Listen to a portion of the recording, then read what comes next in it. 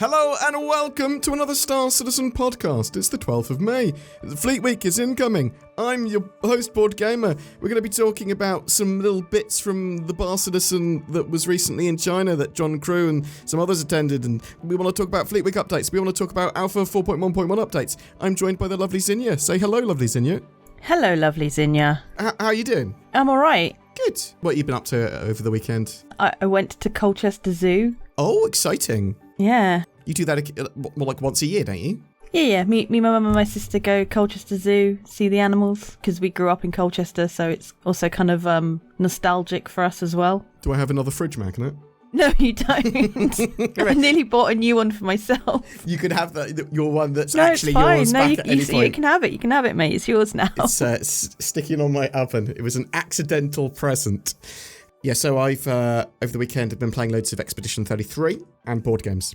That's what I've been doing. Your best mate came over and played board games with me. That's what happened. All right. But it's all right. You're coming around in a couple of weeks, so then even more board games.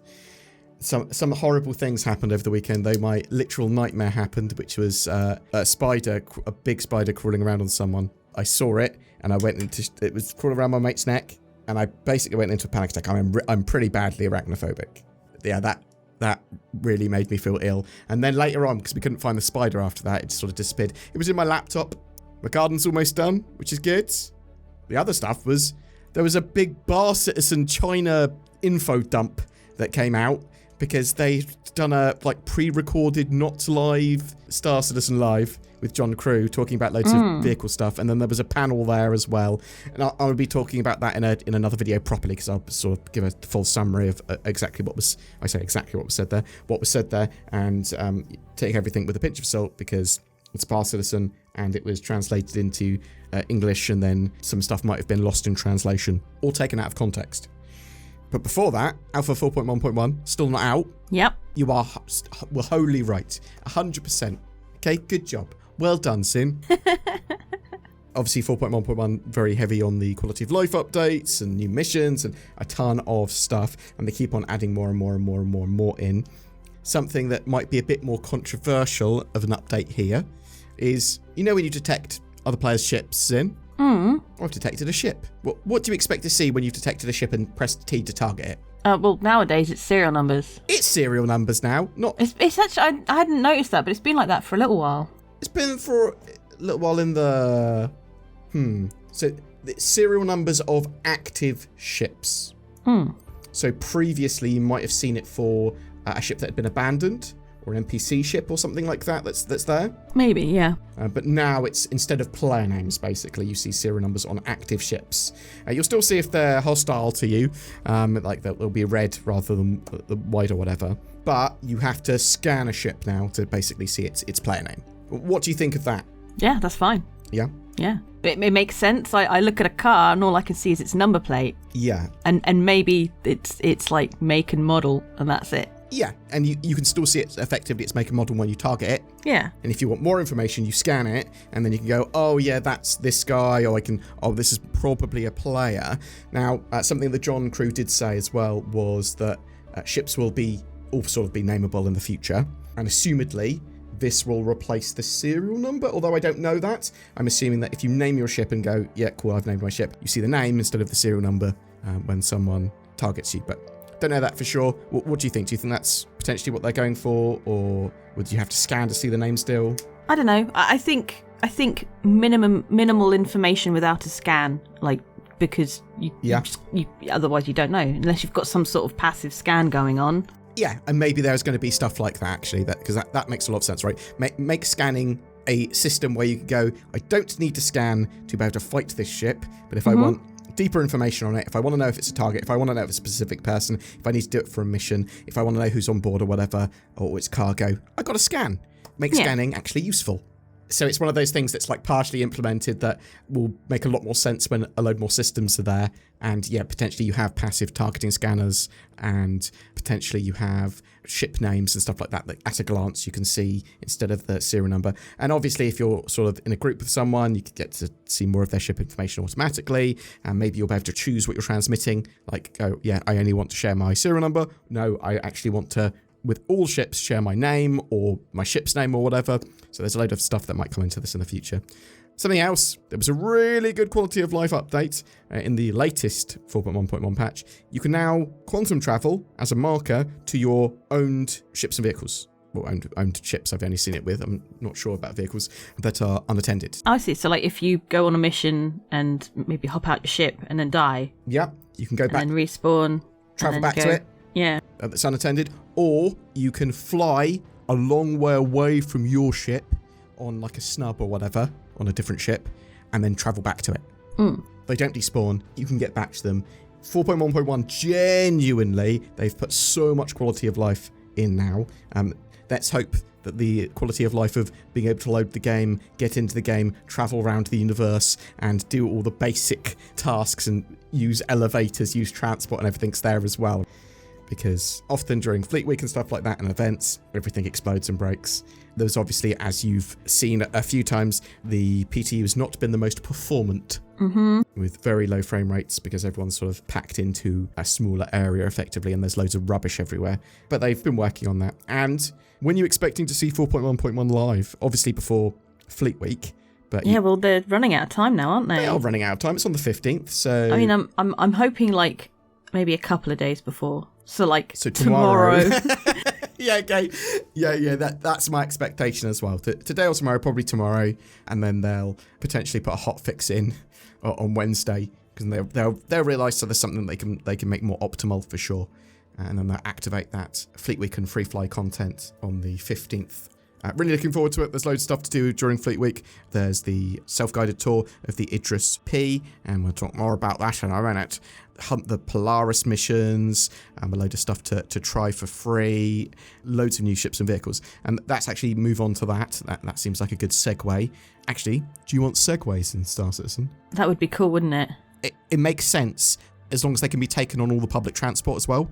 Because getting around, oh my God, I want segues. Maybe just like powered Heelys. Oh my God, yeah, powered little just sort Heelys. of like flip out of your shoes if you got like a certain type of armour on or whatever. For people that don't know what the Heelys are, because I'm not sure if they're British or American or both, or what decade you were born in, but they're little tiny, they're wheels on your shoes basically, that on the heel of your shoe, so you can go, you know what, instead of walking normally, I'm going to go back onto my heel and wheel around a bit.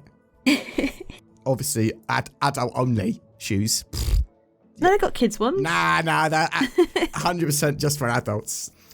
Anyway, they've revealed a ton of the ships that are coming with Fleet Week in the latest Inside Star Citizen. And also they talked about a few more little bits and bobs at the Bar Citizen China that they just had. Obviously, we know the Star Lance attack's coming out. We've talked about that before. But we've got descriptions and have seen some bits and bobs on the Asgard, the Greycat MTC, and the Murai Guardian MX. So we sort of knew about some of these already.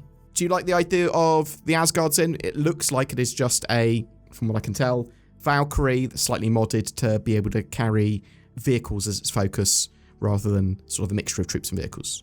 The Valkyrie had a pretty big cargo bay sort of thing. For a vehicle, yeah, it did. How big could it carry? Well, now it can carry things like a ballista. Okay, because it was short because you had personnel stuff beyond that, didn't you? Yeah, but behind that you had all these like jump seats and drop seats and sealed off area for Marines. So it's foregone those drop seats and just gone, let's just have the biggest areas we can for vehicles. So it can carry the ballista or any of those Atlas chassis. I hate the fact that so many things are called the same thing in this game. Yeah, it's a bit of a faux pas. Yeah, the ATLS versus the Atlas. I mean, they are different things, but there's no Atlas vehicle. It's the Atlas chassis, which the ballista and the Centurion are based on.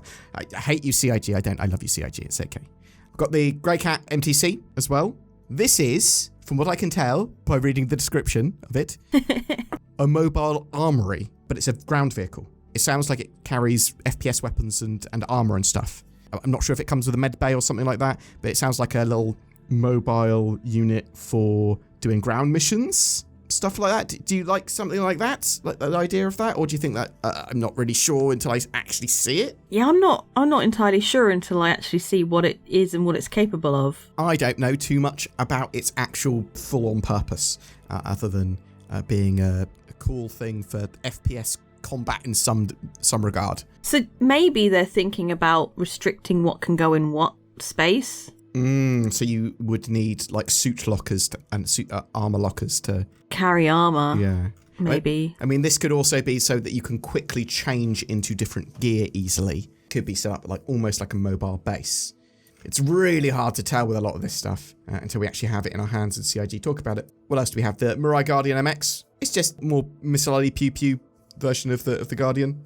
Fat Fury pew pew. Fat Fury pew pew.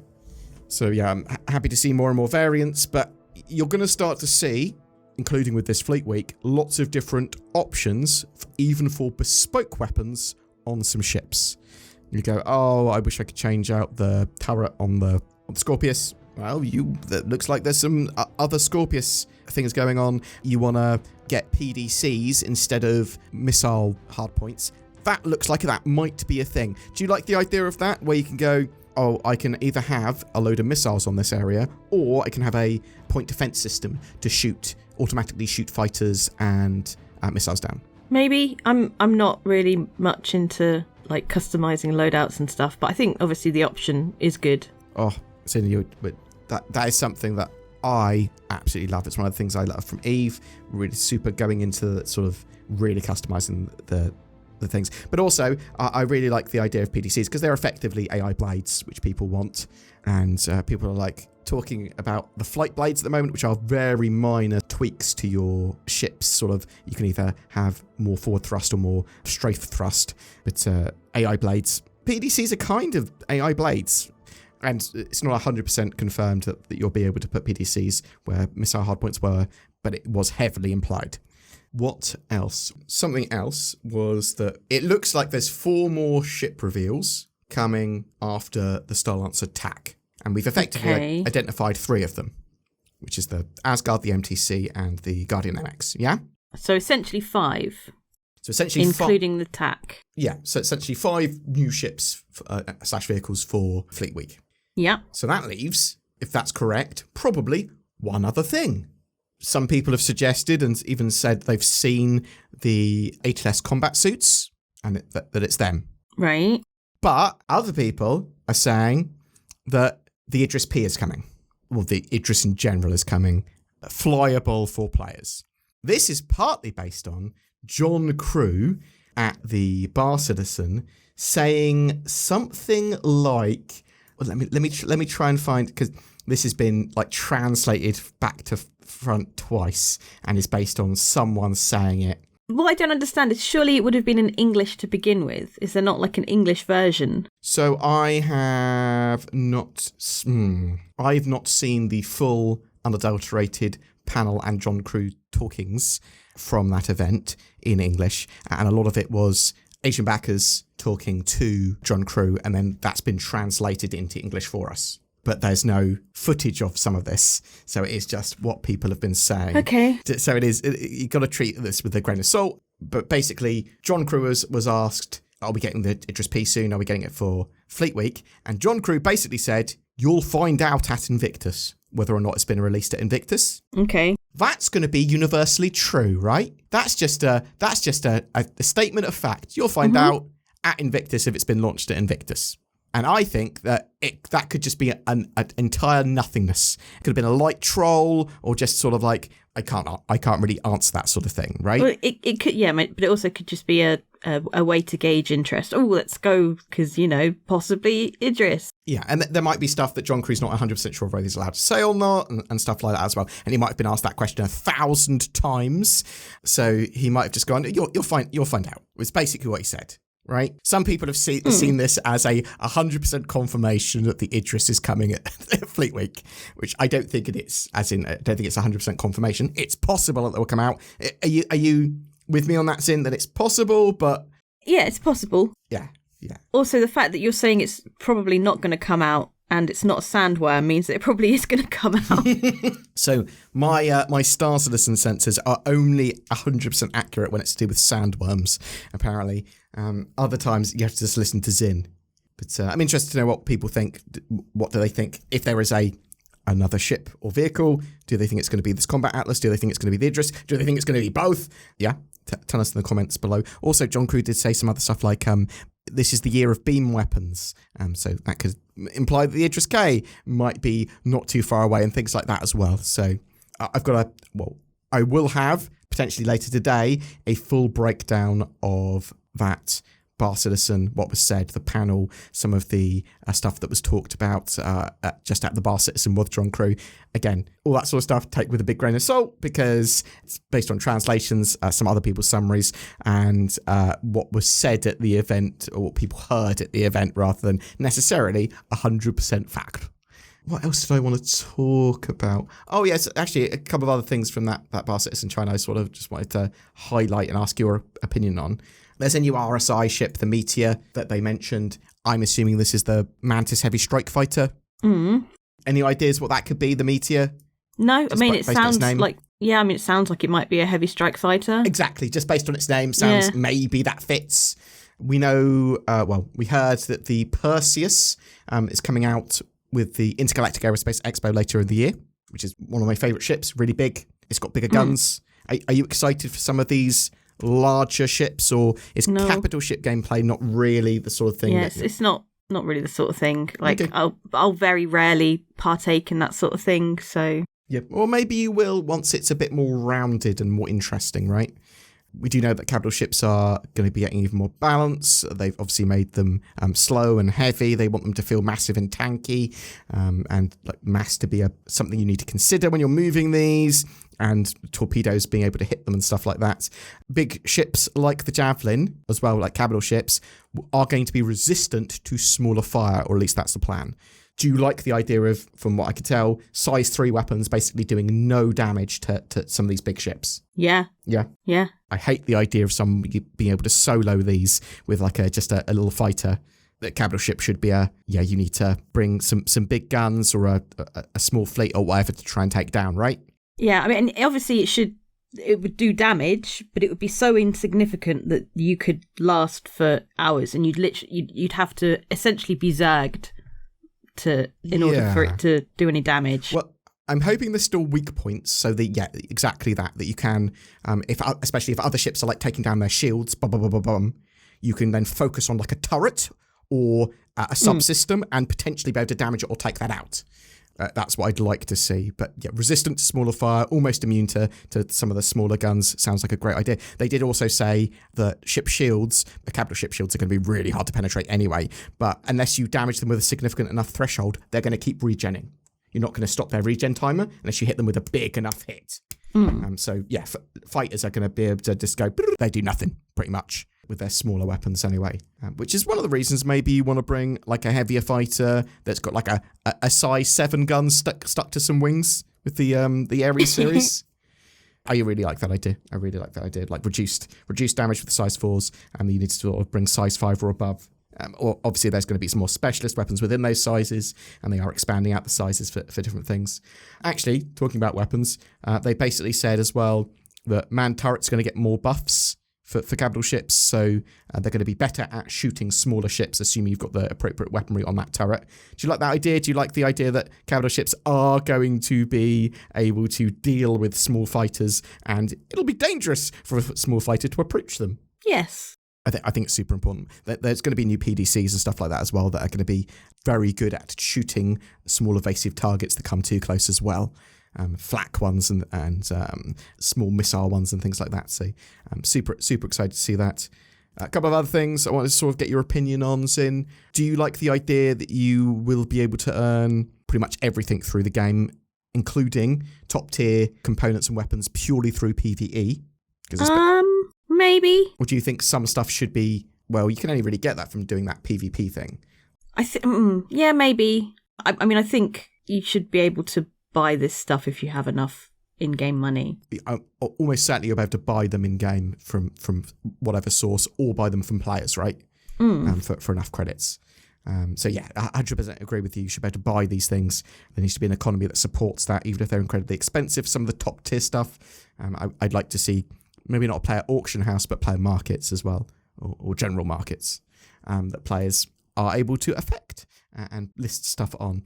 Something else as well, they said that ship modules that will be available for the Galaxy and other ships, you'll be able to buy those in game as well, and not just like sort of exclusive that buy with real money or anything, but there will be an exclusivity period in the same way there is for new ships that are released around like 3 to 4 months before you can actually buy them in game. So they release them as flyable, those modules, and then a little bit later you're able to buy you're able to get them in game more readily.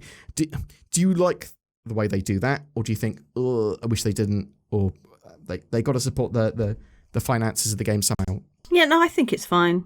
Yeah, because it's only delaying you out of it's alpha, right, as well. Like it's not. Yeah. Stuff's going to get reset anyway. Yeah, you can't play with the new cool thing unless you steal it or ask someone else to borrow it or whatever. But I'm fine with it as well. It'd be interesting to see how this changes once the game is released to 1.0, no more resets. What sort of exclusivity do they have? Do they still have concept ships? Do they still, when they release something to a patch, do they go, you've got to wait 3 months before you can get it yourself, before it's available to buy in game, unless you bought it with real money? Because that becomes a bit more of something that maybe we should talk about. But yeah, I think that's most of the stuff I wanted to talk about, to be honest, Sin. I'm super excited for Fleet Week. We'll be jumping in and playing that, and I'll be covering all the days that change. It's quite likely that 4.1.1 will have some extra little surprises. Interested to know if people think it's going to be an ATS combat suit or an Idris or something else that's going to also come out during Fleet Week, and are they excited by any of the particular things? What exactly do they think the MTC is going to... What's the gameplay around that going to actually be? Yeah, are you playing 4.1.1 now? Is it great? Is it terrible? Is it like, oh, they're going to be pushed to get it ready for Fleet Week? And when do you expect that to actually release? And are you expecting a Fleet Week to be like the best Fleet Week we've had, super playable, and everything working for the free fly? Or do you think everything's going to explode? What do you think, Sin? With how it's going at the moment, and from them waiting a little bit longer to release 4.1.1 to live, do you think it's likely they're going to have a relatively successful Fleet Week? Or do you think you're still concerned that everything could just break? I think there's still going to be issues. Yeah, that's fair. That's not it's going to be hell, but it's not it's going to be blue skies. It's historically... these events have been rife with some problems. Hopefully, we'll have less problems this time. I think that's fair. Tell us what you think in the comments below. Say goodbye, Zin. Goodbye, Zin. Thanks very much for watching. I hope everyone has a great rest of their May. Fantastic Fleet Week and all that sort of jazz. Zin, why should they get NordVPN? Because it's pretty good. It's pretty good. Get to nordvpn.com/BoredGamer. You'll get some pretty good security, pretty good accessibility, and pretty good privacy on the internet with it. And I use it. I love it. Thanks for watching. You have a great day. Use the links below. Boo, boo, boo, boo, boo. Helps support the channel. Thanks. May is about fleets, lots of dogfighting, flying with friends, and once again we've partnered with the Lunar Wolves, a Star Citizen organisation looking for recruits. Maybe you might be an appropriate fit. You can check the recruitment page for them down below. But we're giving away a fleet of ships. Commenting on any of my videos during the month of May gets lots of different lucky winners. The chance to win a Constellation Andromeda, a F7C Super Hornet Mark II, a Redeemer, and a Cutlass Black. Each winner will win one of those, courtesy of the Lunar Wolves. But wait, there is more. The Lunar Wolves are also giving away an RSI Polaris with lifetime insurance to one of their new recruits. Winners of that particular ship will be selected randomly from eligible org signups, but the rest of those ships, they're given away on my channel entirely, so you just need to comment on any of my videos to be in for a chance of winning. Lunar Wolves welcome all who share their passion for adventure and love of Star Citizen, and you can find out more about them on the lunarwolves.org webpage as well. If you would like to further support the channel, please don't forget to like, share, subscribe, comment, all that sort of good stuff. We've got join buttons under videos that help support the channel as well. You get some exclusive videos that are going out now. They've got Patreon, which basically does the same. We make daily Star Citizen content here, and that's partly due to the people that go the extra mile and help out the channel. I hope you have a fantastic May, a fantastic Fleet Week, and a great Star Citizen Alpha 4.1.1 experience.